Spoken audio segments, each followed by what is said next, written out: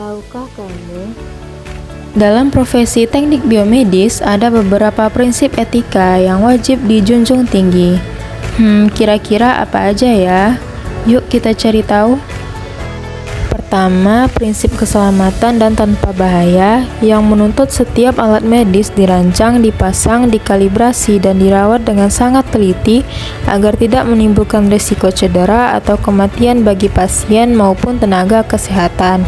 Kedua, prinsip kepedulian dan kebaikan, di mana teknologi kesehatan harus selalu diarahkan untuk memberikan manfaat maksimal dan meningkatkan kesejahteraan pasien. Yang ketiga, prinsip kompetensi dan integritas. Setiap insinyur biomedis harus terus menambah pengetahuan dan keterampilan melalui pelatihan berkelanjutan serta selalu jujur dalam melaporkan kondisi peralatan, termasuk potensi kerusakan atau keterbatasannya. Seorang pasien salah satu rumah sakit di Kabupaten Cirebon, Jawa Barat diduga diruda paksa oleh perawat saat menjalani perawatan di ruang isolasi Minggu siang. Korban yang mengalami keterbelakangan mental diduga 3 kali dilecehkan saat menjalani perawatan selama 5 hari.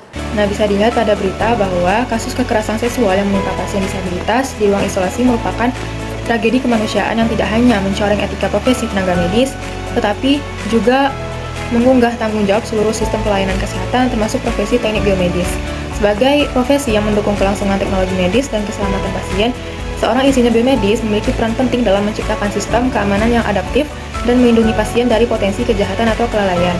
Dalam konteks ini diperlukan penguatan teknologi pengawasan seperti sistem kamera berbasis IoT yang terintegrasi dengan pusat pemantauan, penerapan wearable device bagi pasien disabilitas untuk mendeteksi tanda bahaya, serta penyediaan tombol panik yang mudah dijangkau oleh pasien.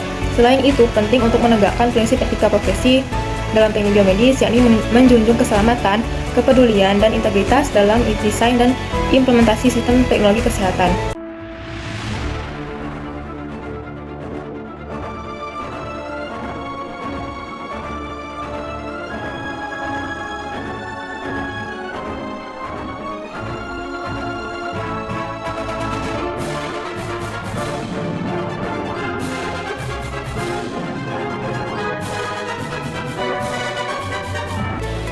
Nah, pada berita yang kedua, jika dilihat dari sudut pandang teknik biomedis, insiden ini menunjukkan pentingnya keberadaan sistem triase yang berbasis teknologi untuk mendeteksi tingkat keparahan gejala secara objektif, termasuk penggunaan alat monitor vital portable dan sistem pemantauan awal yang terintegrasi dengan rekam medis elektronik.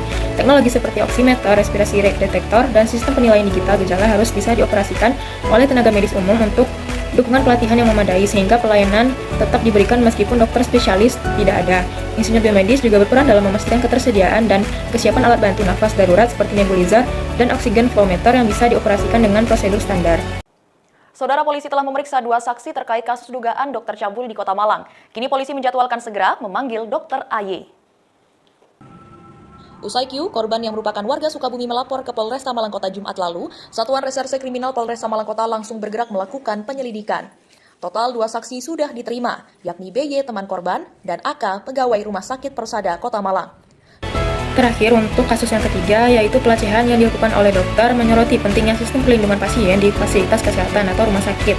Jika dilihat dari sudut pandang teknik biomedis, dibutuhkan dukungan teknologi seperti CCTV di area yang strategis, pencatatan digital, aktivitas pemeriksaan, dan sistem peringatan otomatis ketika prosedur sensitif dilakukan.